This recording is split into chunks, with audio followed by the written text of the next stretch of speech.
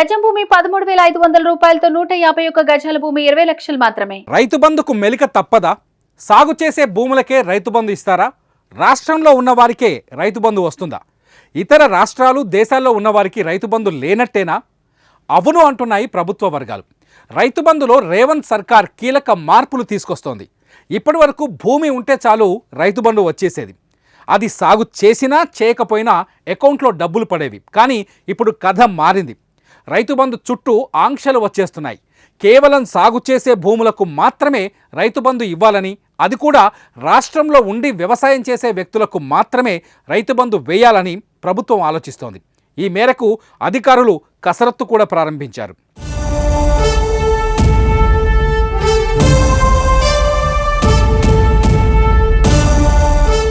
BRS ప్రభుత్వంలో వచ్చిన రైతు బంధుకు ఎలాంటి ఆంక్షలు లేవు. పట్టాదారు పాస్ పుస్తకంలో ఎంత భూమి ఉంటే అంత భూమికి రైతు బంధు వచ్చేది.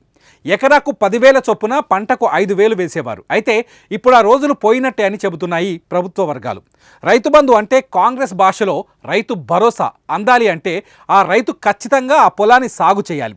ఎంతవరకైతే దుక్కి దున్ని సాగు చేస్తారో అంతవరకే రైతు భరోసా ఇస్తారు.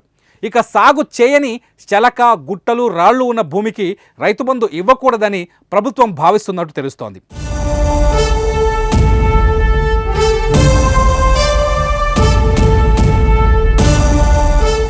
తెలంగాణలో 10,000 ఎకరాల్లో భూమి ఉండి అమెరికాలో జీవిస్తున్న ఎన్ఆర్ఐలు చాలామంది ఉన్నారు. వాళ్ళ భూములను స్థానికంగా ఉండే రైతులకు కౌలుకిచ్చి రైతు బంధు డబ్బులను నేరుగా వాళ్లే తీసుకునేవాళ్ళు. కానీ ఇప్పుడు కాంగ్రెస్ ప్రభుత్వం ఆ విధానాన్ని మార్చబోతున్నట్టు తెలుస్తోంది. సాగు చేస్తున్న భూములకే రైతు బంధు ఇవ్వాలని, కేవలం రాష్ట్రంలో నివాసం ఉన్న వారికే రైతు బంధు ఇవ్వాలని నిర్ణయిస్తే ఎన్ఆర్ఐలకు ఇక రైతు బంధు పడదని అర్థమవుతోంది.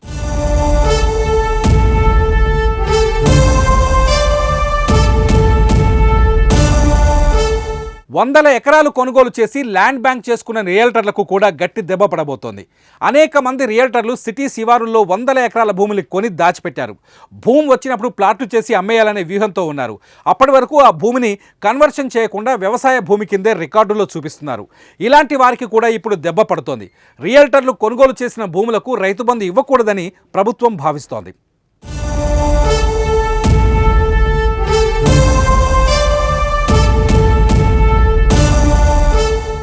సాగు చేసే భూములకు మాత్రమే రైతు బంధు ఇవ్వాలనే నిబంధనతో ఏ పొలం సాగులో ఉంది, ఏ పొలం సాగుకు దూరంగా ఉన్నది కూడా తేలిపోతుంది. అంతేకాదు యజమాని ఎక్కడుంటాడు, అతను ఏ పని చేస్తాడన్నది కూడా బయటపడుతుంది. ఇప్పుడున్న రూల్స్కు తోడు ఇన్కమ్ ట్యాక్స్ను కూడా లెక్కలోకి తీసుకుంటే ట్యాక్స్ పేయర్లకు కూడా రైతు బంధు ఆగిపోయే ఛాన్సెస్ ఎక్కువగా ఉన్నాయి. ట్యాక్స్ పేయర్స్, ప్రభుత్వ ఉద్యోగులు తమ భూములను ఇతర రైతులకు కౌలుకిస్తున్నారు. అయితే ఇలాంటి పరిస్థితుల్లో కౌలు రైతులకు నేరుగా రైతు బంధు చెల్లించే అవకాశం ఉంటుందని తెలుస్తోంది. ఇప్పటికే కాంగ్రెస్ తమ రైతు భరోసాలో కౌలు రైతులకు కూడా రైతు బంధును ఇస్తామని చెప్పింది. దీంతో కౌలు రైతులకు ఈ పరిణామం మేలు చేసే ఛాన్సులున్నాయి.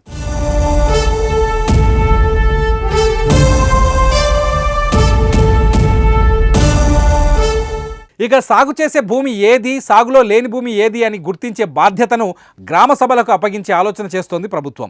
సాగు చేసే భూమిపైన ఎలాంటి పరిమితి పెట్టొద్దని భావిస్తోంది.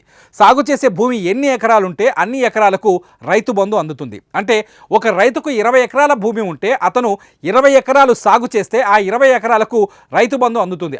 అదే రైతు 10 ఎకరాలు సాగు చేసి మరో 10 ఎకరాలు వదిలేస్తే వదిలేసిన 10 ఎకరాలకు రైతు బంధు అందించవద్దని భావిస్తోంది. ఈ సాగు వ్యవహారాలన్నింటినీ గ్రామ సభల ద్వారా గుర్తించాలని భావిస్తోంది.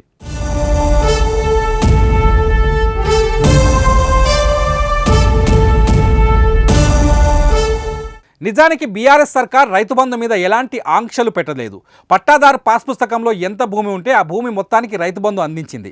అది సాగులో ఉన్నా లేకున్నా, ప్లాట్లు చేసినా చేయకపోయినా అకౌంట్లో డబ్బులు వచ్చి పడేవి. కానీ కాంగ్రెస్ ఆ పద్ధతిని మార్చబోతోంది. రైతు భరోసా కింద ఎకరానికి 15,000 ఇవ్వాలి అంటే ప్రభుత్వ ఖజానా మీద భారీ ఎత్తున భారం పడే అవకాశం ఉంది. ఆ భారాన్ని తగ్గించుకోవాలి అంటే రైతు బంధు చుట్టూ కొన్ని ఆంక్షలు తీసుకురావాలని చూస్తోంది. అంతేకాదు నిజమైన రైతుకే రైతు బంధు అందించాలన్నది ప్రభుత్వ లక్ష్యంగా తెలుస్తోంది.